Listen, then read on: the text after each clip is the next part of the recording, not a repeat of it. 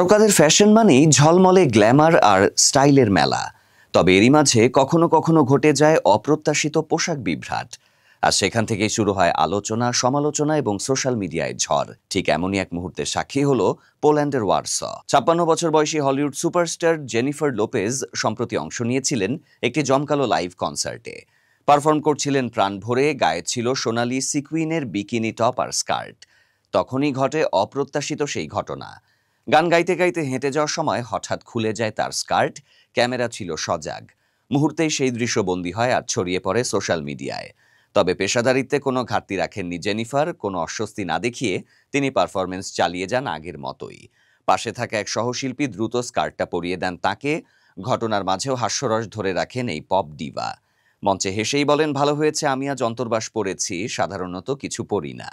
আর যিনি স্কার্ট পরিয়ে দেন তাকে উদ্দেশ্য করে বলেন, তুমি এটা রাখতে পারো, আমি এটা ফেরত চাই না। মজার ব্যাপার হলো, ঠিক একদিন আগেই জেনিফার লোপেজের জন্মদিন 24শে জুলাই, আর এই ঘটনা ঘটেছে পরদিন 25শে জুলাইয়ের রাতেই।